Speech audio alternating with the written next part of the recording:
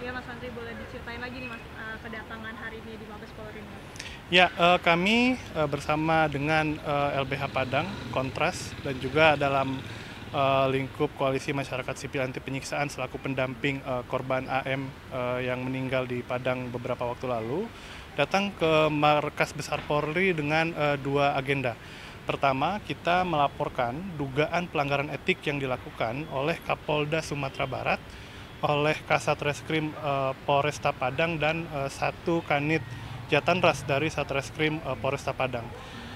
Agenda kedua, kami meminta permohonan pengawasan insidentil kepada Biro Pengawas Penyidik Bareskrim untuk turut melakukan pemantauan dan supervisi terkait proses pengungkapan dalam kerangka penyelidikan dan penyidikan kasus penganiayaan dan penyiksaan yang menimpa klien kami. Ya Mas, tadi kan sempat disebutkan nih bahwa Kapolda Sumber menjanjikan dua hal nih Mas ya. Apa aja itu Mas? Ya, Kapolda Sumbar menjanjikan bahwa prosesnya katanya akan dilakukan secara transparan dan juga dilakukan secara akuntabel ya.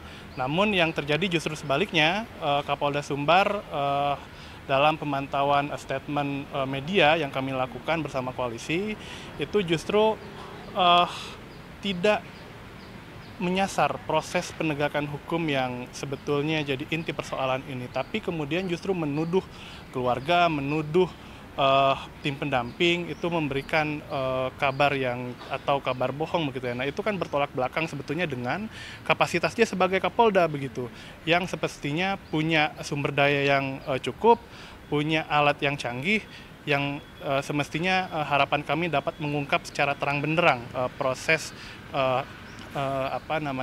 hukum yang menimpa klien kami. Mas, untuk update sendiri nih Mas terkait kasus ini tuh udah sampai mana sih Mas? Ya, sampai dengan saat ini kami baru mendapatkan informasi bahwa terbukti ada terbukti ada pelanggaran prosedur yang dilakukan oleh Direktorat Samapta Polda Sumbar terhadap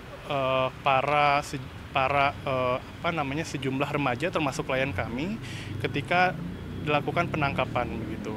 Ada dugaan penyiksaan di situ dan sejauh ini Polda Sumbar telah memeriksa sejumlah saksi begitu.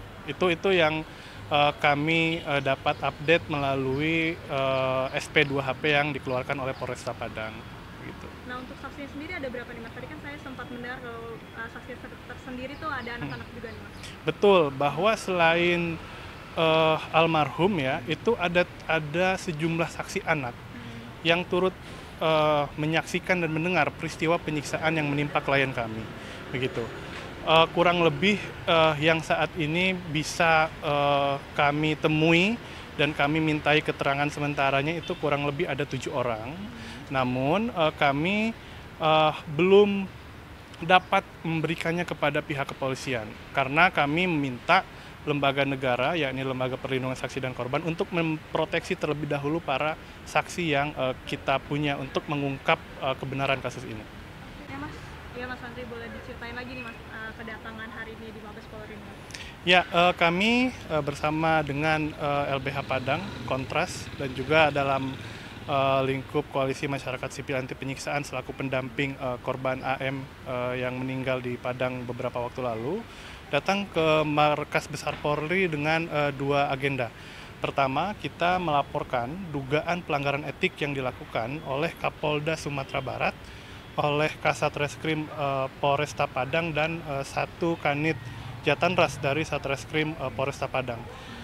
Agenda kedua, kami meminta permohonan pengawasan insidentil kepada Biro Pengawas Penyidik Bareskrim untuk turut melakukan pemantauan dan supervisi terkait proses pengungkapan dalam kerangka penyelidikan dan penyidikan kasus penganiayaan dan penyiksaan yang menimpa klien kami. Ya Mas, tadi kan sempat disebutkan nih bahwa Kapolda Sumber menjanjikan dua hal nih Mas ya. Apa aja itu Mas?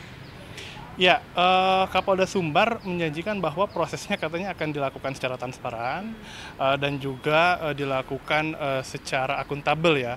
Namun yang terjadi justru sebaliknya, Kapolda Sumbar dalam pemantauan statement media yang kami lakukan bersama koalisi itu justru tidak menyasar proses penegakan hukum yang sebetulnya jadi inti persoalan ini, tapi kemudian justru menuduh keluarga, menuduh tim pendamping itu memberikan kabar yang atau kabar bohong begitu ya. Nah, itu kan bertolak belakang sebetulnya dengan kapasitas dia sebagai Kapolda begitu, yang semestinya punya sumber daya yang cukup, punya alat yang canggih, yang semestinya harapan kami dapat mengungkap secara terang benderang proses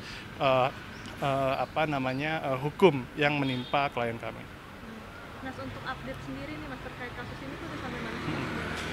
Ya, sampai dengan saat ini kami baru mendapatkan informasi bahwa terbukti ada pelanggaran prosedur yang dilakukan oleh Direktorat Samapta Polda Sumbar terhadap sejumlah remaja termasuk klien kami ketika dilakukan penangkapan begitu. Ada dugaan penyiksaan di situ dan sejauh ini Polda Sumbar telah memeriksa sejumlah saksi begitu. Itu yang kami dapat update melalui SP2HP yang dikeluarkan oleh Polresta Padang gitu. Nah, untuk saksinya sendiri ada berapa nih Mas? Tadi kan saya sempat mendengar kalau saksi tersendiri tuh ada anak-anak juga nih Mas. Betul, bahwa selain almarhum ya, itu ada sejumlah saksi anak yang turut menyaksikan dan mendengar peristiwa penyiksaan yang menimpa klien kami, begitu.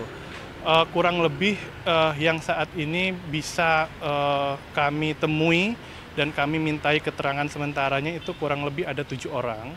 Namun kami belum dapat memberikannya kepada pihak kepolisian karena kami meminta lembaga negara, yakni Lembaga Perlindungan Saksi dan Korban, untuk memproteksi terlebih dahulu para saksi yang kita punya untuk mengungkap kebenaran kasus ini.